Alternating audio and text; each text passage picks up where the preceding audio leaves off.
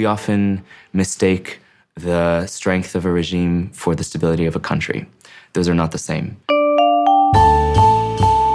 Hi, I'm Ian Bremmer, and welcome to the GZERO World Podcast, an audio version of what you can find on public television, where I analyze global topics, sit down with big guests, and make use of small puppets. This week I sit down with Ben Taub, a journalist for The New Yorker who has reported on jihadism, crime, and conflict from war-torn communities in Africa and the Middle East. Today I'll ask him about his most recent reporting on a post-ISIS campaign of revenge in Iraq. Let's get to it.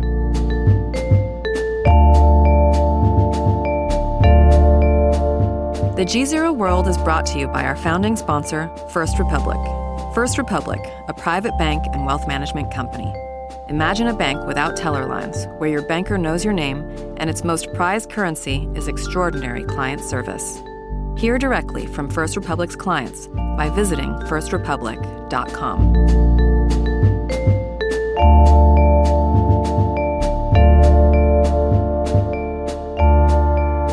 Ben Taub, staff writer with The New Yorker, and just recently back from Mosul, Iraq.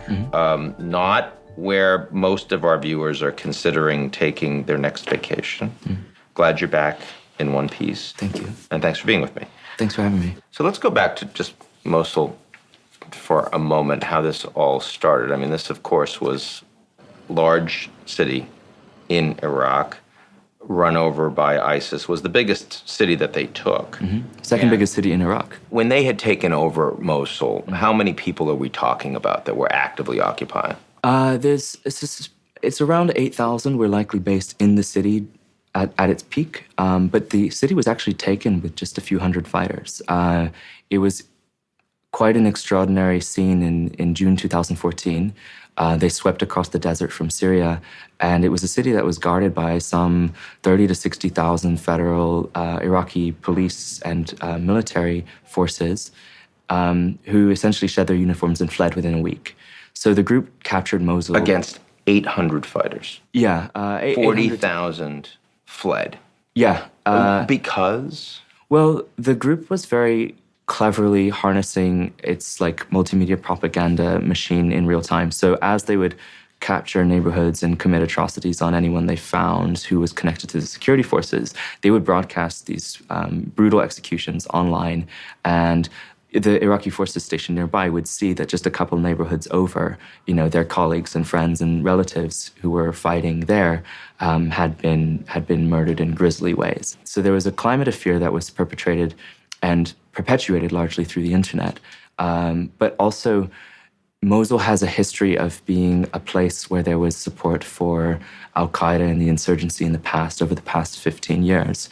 And most of the security forces there were Shiite security forces who, in large part, I was told, were not especially interested in dying in defense of a largely Sunni city that they suspected had a lot of support from local population, which had been alienated by these same security forces, the Iraqi security forces, over the prior years. They'd been rounding up men and torturing them into false confessions of jihadi affiliation in the past. And so I spoke to women whose husbands joined ISIS and who told me that their husbands had never been sympathetic to any jihadi group until they'd been rounded up by the security forces in 2009, 10, 11, accused falsely of affiliation with al-Qaeda, tortured or beaten or imprisoned for long periods of time, and then eventually released. What was Mosul then like as part of the caliphate? It was their strongest city. It was their economic powerhouse. A terrorist group controlling and governing the second largest city in Iraq. It was a terrorist group that was beginning to behave like a state. And they had experience with it because much of the senior leadership within ISIS were former Ba'athist military and intelligence officers under Saddam Hussein.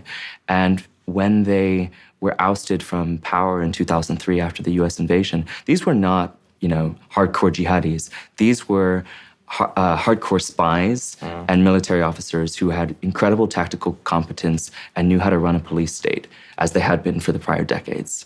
now they end up in prisons and detention centers with hardcore jihadis and realize this sort of brilliant and unholy alliance between them can combine the structural prowess of a police state with the cosmic certainty of a radical jihadi group that can mobilize large groups of disenfranchised young men.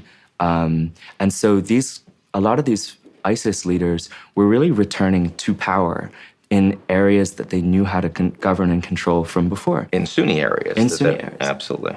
And they, the moment they retook Mosul, what was left behind were all of the trappings of a state. So they took over the banks and had all the money and all of this, but this wasn't all. Like, now they had all the police stations and all the intelligence services offices, which would have files on all of the local residents. So when it comes time for them to do all of the necessary bureaucratic measures for running various offices, identifying, since they did a lot of ethnic cleansing, they were murdering Shiite families, enslaving Yazidis and so on. And they had all of the files on everyone to do so, know exactly where everyone lives. So the structure of the Iraqi state that was left in such a hurry by Iraqi forces was one that they immediately were able to co-opt and knew how to co-opt because they'd done it before. So for the Sunni population that was living there under ISIS, how did their life actually change? What was it like to experience that? So you have a terrorist group that is behaving like a state, but is also in certain ways filling in the gaps of a failing state. They did certain things better than federal Iraq does. The courts were brutal and operated under strict Sharia law, but in some ways were more fair, less corrupt. Less corrupt. There was greater accountability within the legal system for ISIS fighters who committed crimes against the Sunni civilian population than there had been in the past for Iraqi security forces who committed crimes against the population. People could file complaints against ISIS fighters in court, and they would be taken seriously. That was not true and is not true in federal Iraq. This is all underscored by the incredible cruelty of the Islamic State, the incredible brutality of their punishments and their crimes, and the arbitrariness with which they meted out punishments. But they did have serious aspirations to run a state, and they took that part of governance very seriously. One thing that always struck me about ISIS strategy was this idea that you declare a caliphate, you take over a state, not only do you have to run it, but it then becomes something that's you have to hold. And it's a territory, as you said, you can't bomb an idea, but you can take a territory away. Like, governments, it's gone. Yeah. So what were they thinking? This was a big, basically the split between ISIS and what is now separate Al-Qaeda was really over this question. The leaders of the Al-Qaeda affiliate in Syria were initially dispatched to Syria by Baghdadi, the head of the Islamic State. They had a big split in April 2013 over the question of the timing of the declaration of a caliphate. Al-Qaeda did not think that the group was ready to move forward in that way. And ISIS's leadership was more brazen and more bombastic and more eager to do it right now. Did they want stuff? I mean, nihilism doesn't usually go well with governance, right? I mean, did they want stuff? Stuff as in? Like the trappings of a government. Was it partially about, like, we want epaulets, we want the ability to be in an office and, sort of tell people what to do? Was that part of it? I imagine I'm sure that was a consideration. I'm not, I'm not one of them. I can't speak to what was going on in their heads. But I would say... You tell me now. I would say that I don't think that we should discount how important it was for the former Baathists to feel like this was a return to power. And I think for many of them, they were not terribly religious guys in the past. They were successful in this state-building project because of the religious narrative tied to it.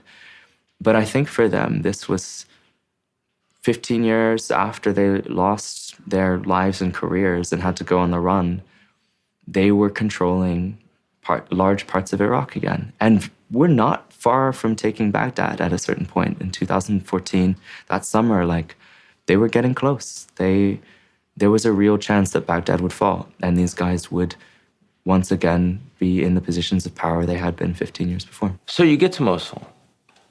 You've obviously never been there before. Given your expectations, I mean, the place that so many of us had been talking about in the news was dominating coverage of Iraq for quite some time. What was the first thing that threw you for a loop, that really surprised you when you get on the ground?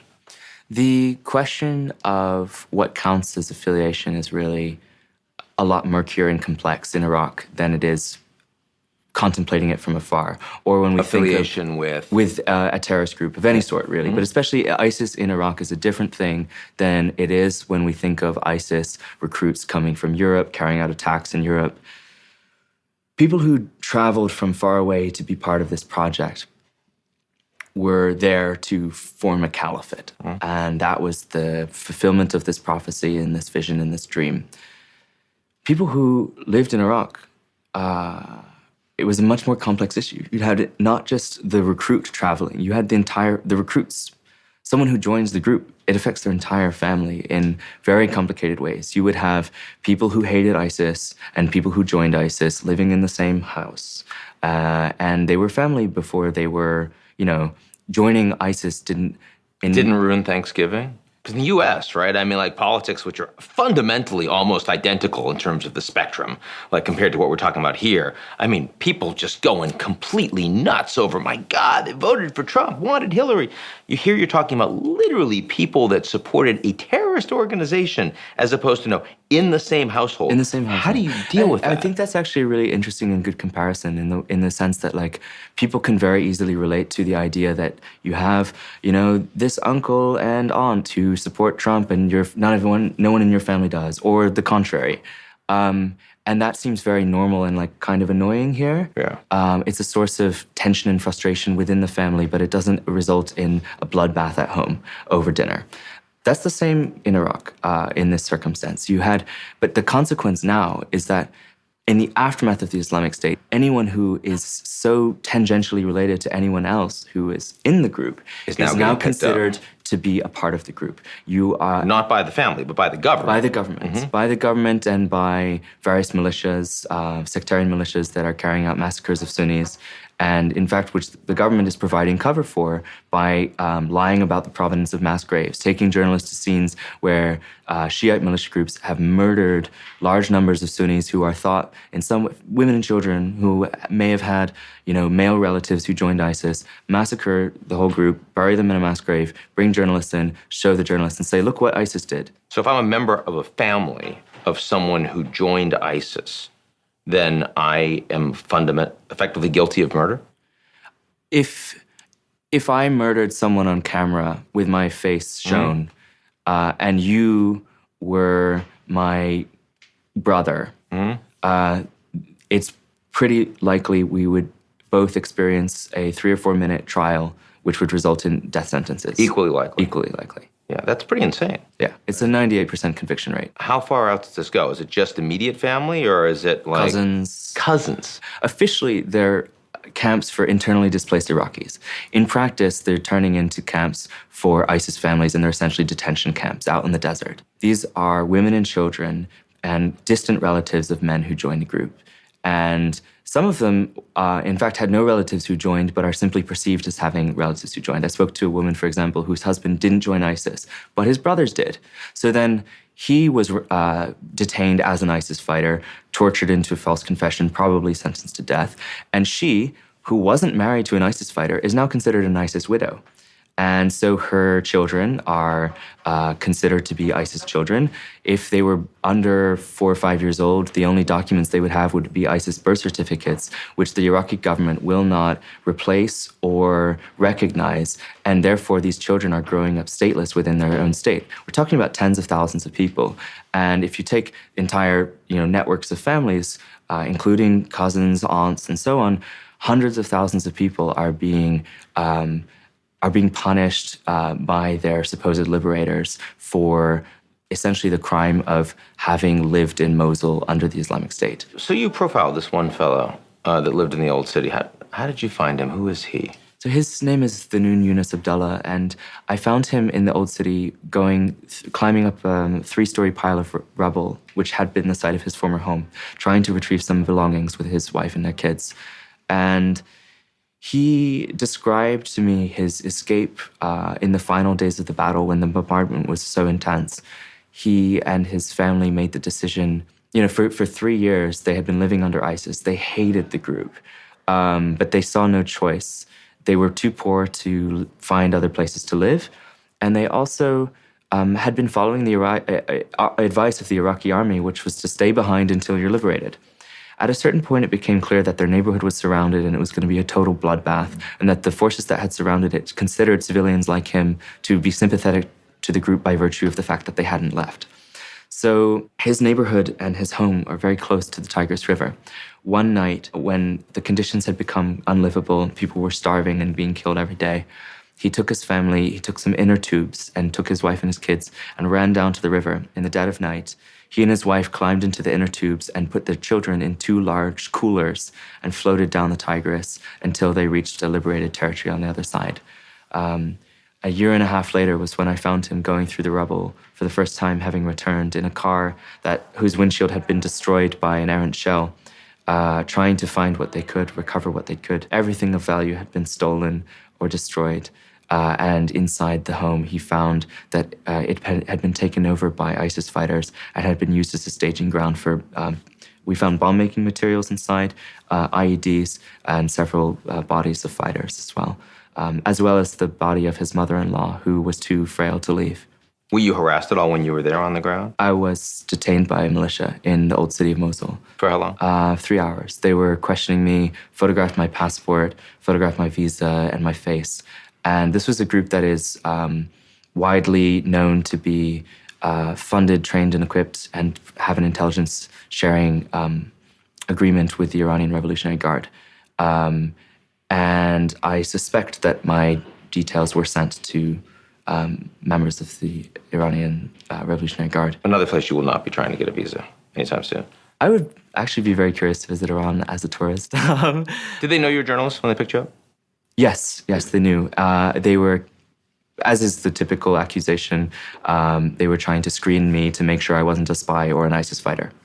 After 3 hours and many questions and going through every photo on my camera, everything on my phone, they received word that I should be released. This was a group of around 12 people, including a commander, and then escorted me out of the old city and said if I ever returned, I'd be arrested. To what extent is Mosul coming back? So Mosul is bisected. And you said 2 million people. Yeah. Right? And some of it completely destroyed. Yeah. I assume a lot of infrastructure was completely destroyed. Ruined, yeah. So these people need livelihoods. What's happening now? Mosul is bisected by the Tigris River, and East Mosul is really returning to a sense of like a flourishing, normal life. People are trying hard to open up cultural institutions and get back on track. And there's been a great deal of reconstruction in that area. West Mosul is a completely different story. That was where ISIS made its final stand. It's being completely neglected, seemingly as a kind of punishment, and the rubble is not being cleaned up. So now that you're back, having spent the time that you've spent on the ground in Mosul, experienced what you've experienced, if you could tell the American government to do anything differently going forward, the benefits of that experience, what would it be?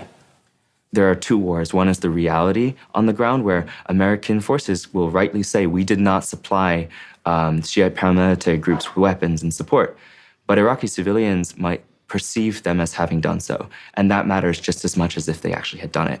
In a nutshell, we have to recognize that strengthening a security apparatus, a regime, or an autocrat is not the same thing as building stability in a country. Ben Taub, thank you very much. Thank you.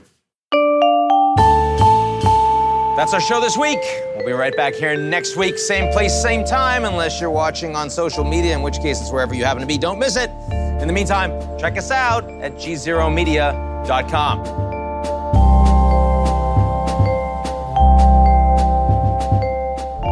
The GZERO World is brought to you by our founding sponsor, First Republic. First Republic, a private bank and wealth management company. Imagine a bank without teller lines, where your banker knows your name and its most prized currency is extraordinary client service. Hear directly from First Republic's clients by visiting firstrepublic.com.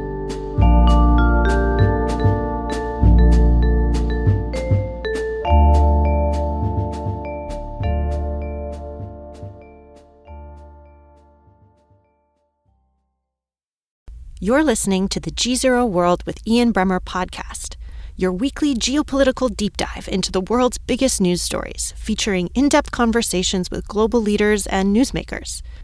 To get more of GZERO's insights on global politics every morning, sign up for our free newsletter, GZERO Daily, at gzeromedia.com.